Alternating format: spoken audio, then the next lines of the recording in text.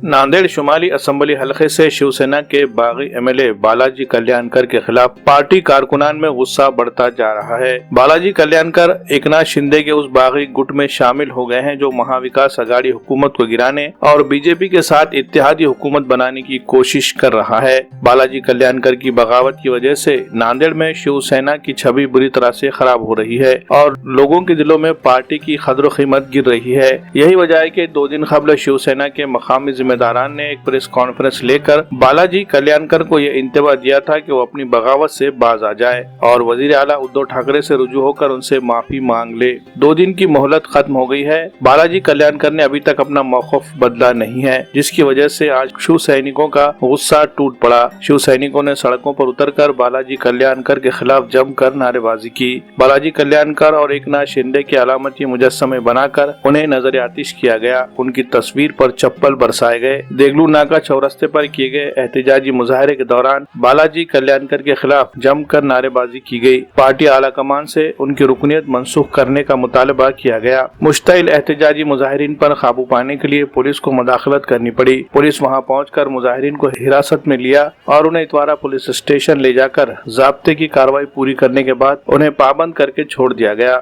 इस मौके पर शिवसेना के दत्ता पाटिल कोकाटे, अशोक उमरेकर, अखिलती सेल के जिम्मेदारान और दीगर पार्टी कारकुनान मौजूद थे।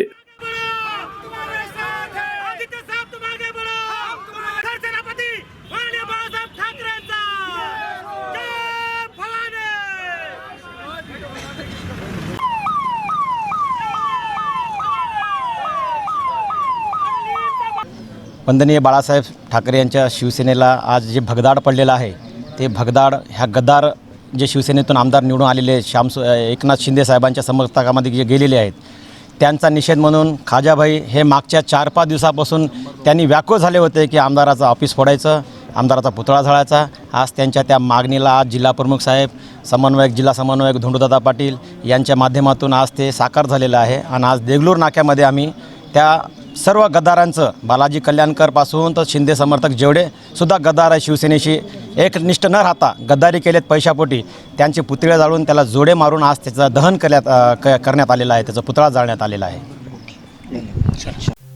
Shaheen group of institution Bidar Karnataka के बाद अब मुल्क के मुख्तलिफ शहरों में भी अपने फैज़ को आम करने की कोशिश में लगा हुआ है। शाहीन एकेडमी नांदेड़ ने भी अखलाकी कदरों का लिहाज रखते हुए मियारी तालीम का एक बेहतरीन निज़ाम कायम किया है। हाल ही में शाहीन एकेडमी नांदेड़ का नया कैंपस वागी रोड हस्सापुर में मुंतकिल किया गया है। निहायत खुशगवार माहौल में आला तालीम याफ्ता और बासलाहियत असातिज़ा अंजाम दे रहे हैं दर्स व तदरीस के फ़राइज़। मेडिकल कोर्सेज में दाखिला पाने की ख्वाहिश रखने वाले तलबा के लिए चलाई जा रही है नीट और JEE क्लासेस। तलबा व तालिबात के लिए अलहदा क्लासेस। सभी तालिबात के लिए पर्दे का है खुसूसी इंतजाम। गैर मकामी तलबा के लिए हॉस्टल की भी है बेहतरीन सहूलत। हॉस्टल में क़याम व तआम का भी किया गया है नज़्म।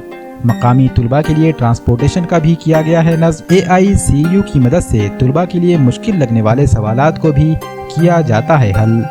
इंशाअल्लाह इस साल से 8वीं, 9वीं और 10वीं की क्लासेस भी शुरू की जा रही हैं, जिसमें फाउंडेशन के साथ साथ NTSE और ओलंपियाड की भी तैयारी कराई जाएगी।